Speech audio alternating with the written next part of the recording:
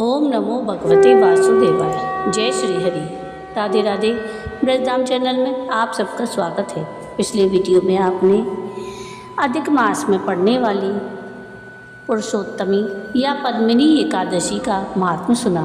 पद्मिनी एकादशी की पूजा विधि, व्रत के पारण की सारी जानकारी आपने पिछले वीडियो में सुनी। आज के इस वीडियो में हम जेठ मास के अधिक मास के शुक्ल पक्ष में आने वाली पद्मिनी एकादशी की व्रत कथा सुनेंगे, जिसे पद्मिनी एकादशी, परमा एकादशी, कमला एकादशी या पुरुषोत्तमी एकादशी आदि के नाम से जाना जाता है।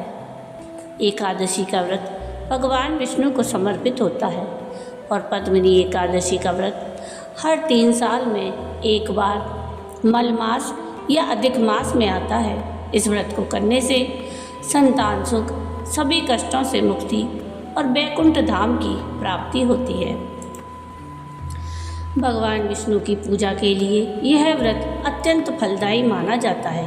अधिक मास में पड़ने वाली एकादशी का व्रत करने से सांसारिक सुखों की प्राप्ति होती है और सभी पाप नष्ट हो जाते हैं। इसे पुरुषोत्तमी एकादशी भी कहते हैं। पद्मिनी एकादशी की व्रत कथा का सुनना सबसे चमत्कारी माना जाता है। इस कथा को सुनने से व्यक्ति के जन्म जन्मांतर के पाप नष्ट होते हैं और मृत्यु के बाद वैकुंठ धाम की प्राप्ति होती है। यह व्रत भगवान विष्णु की कृपा पाने और अटूट आस्था का प्रतीक है। कथा के अनुसार जो भी भक्त सच्ची निष्ठा से इस एकादशी का व्रत करता है, उसके सारे पाप नष्ट हो जाते हैं और मृत्यु के पश्चात उसे उत्तम लोक अर्थात वैकुंठ लोक की प्राप्ति होती है। आइए सुनते हैं पद्मिनी एकादशी की व्रत कथा। धर्मराज युधिष्ठिर ने भगवान श्री कृष्ण से कहा कि हे भगवान, पुरुषोत्तम मास की एकादशी की कथा कहिए। उसका क्या फल है और उसमें किस देवता का पूजन किया जाता है, किस दान का क्या पुण्य है, मनुष्यों को क्या करना चाहिए, उस समय कैसे स्नान किया जाता है, किस मंत्र का जाप होता है, कैसी पूजन विधि बताई गई है। इस प्रकार युधिष्ठिर ने भगवान से अधिक मास के एकादशी के व्रत की कथा सुनने की प्रार्थना की। भगवान ने जो युधिष्ठिर को कथा सुनाई वो इस प्रकार है। अब मैं विष्णु के व्रतों में उत्तम व्रत का वर्णन कर रहा हूँ, जो सब पापों को हर लेने वाला और मनुष्यों को मनोवांछित फल देने वाला है। उन्होंने बताया कि अधिक मास आने पर जो एकादशी आती है वह कमला नाम से प्रसिद्ध है, जिसे पद्मिनी एकादशी भी कहते हैं। वह तिथियों में उत्तम तिथि है। उसके व्रत के प्रभाव से लक्ष्मी अनुकूल होती है। उस दिन ब्रह्म मुहूर्त में श्री हरि को याद करें। विधि पूर्वक स्नान करके व्रती पुरुष व्रत का नियम ग्रहण करें। घर पर जप करने का 1 गुना, नदी के तट पर 2 गुना, गौशाला में सहस्त्र गुना, शिव के क्षेत्रों में, तीर्थों में, देवताओं के निकट और भगवान विष्णु के निकट अनंत गुना फल होता है। अवंतीपुरी में शिव शर्मा नामक एक श्रेष्ठ ब्राह्मण रहते थे। उनके 5 पुत्र थे। इनमें जो सबसे छोटा था वह पापाचारी हो गया, इसलिए पिता और स्वजनों ने उसे त्याग दिया। अपने बुरे कर्मों के कारण निर्वासित होकर वह बहुत दूर वन में चला गया। दैवयोग से एक दिन वह तीर्थयात्री प्रयाग में जा पहुंचा। भूख से दुर्बल शरीर और दीन मुख लिए उसने त्रिवेणी में स्नान किया। फिर क्षुधा से पीड़ित होकर वह वहाँ मुनियों का आश्रम खोजने लगा। इतने में उसे वहाँ हरि मित्र मुनि का उत्तम आश्रम मिला। पुरुषोत्तम मास में वहाँ बहुत से लोग आए हुए थे। आश्रम पर ब्राह्मणों के मुख से उसने कमला एकादशी की महिमा सुनी, जो परम पुण्यमयी तथा भोग और मोक्ष प्रदान करने वाली है। जय शर्मा ने विधि पूर्वक कमला एकादशी की कथा सुनकर उन सबके साथ मुनि के आश्रम पर ही व्रत किया। जब आधी रात हुई तो भगवती लक्ष्मी उसके पास आकर बोली कि ब्राह्मण, कमला एकादशी के व्रत के प्रभाव से मैं तुम पर बहुत प्रसन्न हूँ और देवादिदेव श्री हरि की आज्ञा पाकर वैकुंठ धाम से आई हूँ।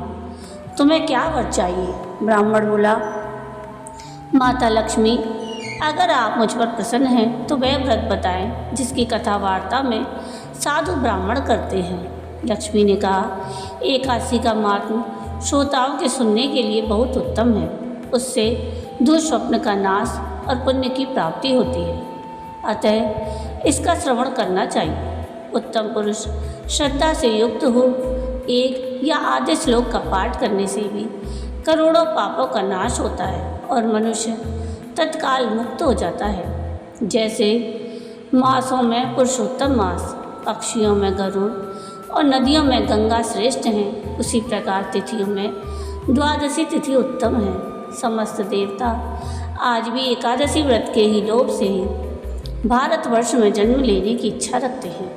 जो लोग मेरे प्रभु भगवान नारायण के नाम का सदा भक्तिपूर्वक जाप करते हैं, उनकी ब्रह्मा आदि देवता सर्वदा पूजा करते हैं। जो लोग श्री हरि के नाम जप, उनके कीर्तन और उनकी लीला कथाओं के सुनने में तत्पर हैं, उन्हें श्री हरि मिलते हैं। इस प्रकार वह बोला कि मैं एकादशी को निराहार रहकर दूसरे दिन भोजन करूँगा।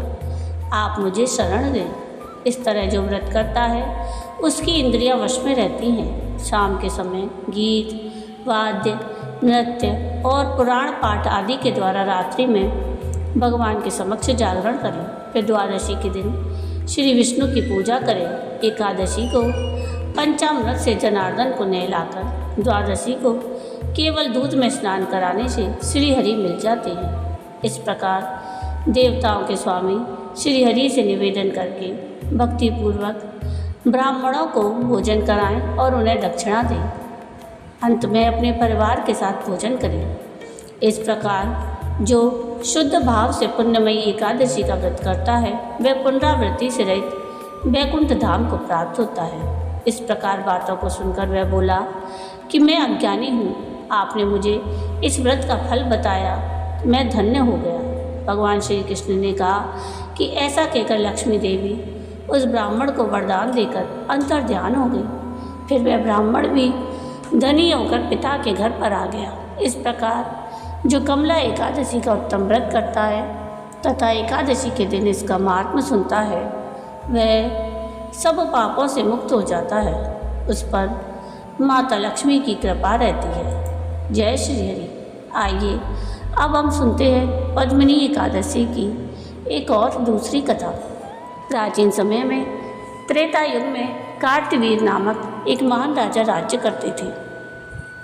वे बहुत पराक्रमी और धर्मात्मा थे, किंतु उनके कोई संतान नहीं थी। संतान न होने के कारण राजा और उनकी पत्नी रानी पद्मिनी बड़े दुखी रहते थे। राजा ने अनेक यज्ञ, दान और पूजा पाठ किए, किंतु उन्हें पुत्र की प्राप्ति नहीं हुई। एक दिन राजा ने राज्य का भार मंत्रियों को सौंप दिया और अपनी पत्नी पद्मिनी के साथ वन में तपस्या करने चले गए। दोनों ने वर्षों तक कठोर तप किया।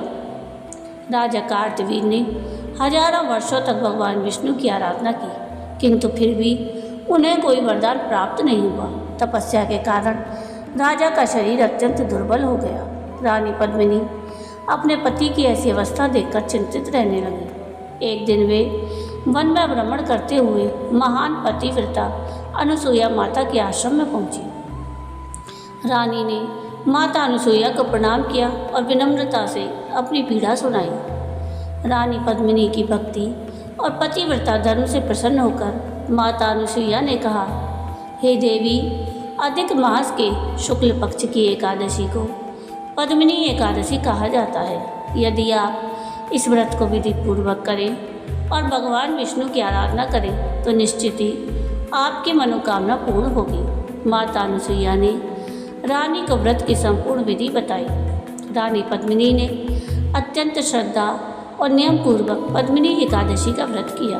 उन्होंने पूरी रात जागरण किया, भगवान विष्णु के भजन कीर्तन किए और द्वादशी तिथि में ब्राह्मणों को भोजन कराकर दान दक्षिणा दी। रानी पद्मिनी की कठोर भक्ति और व्रत से भगवान विष्णु अत्यंत प्रसन्न हुए।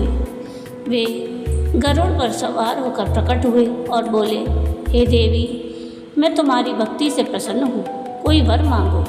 रानी ने हाथ जोड़कर कहा कि प्रभु, मेरे पति को ऐसा तेजस्वी और बलवान पुत्र प्राप्त हो जो तीनों लोकों में प्रसिद्ध हो।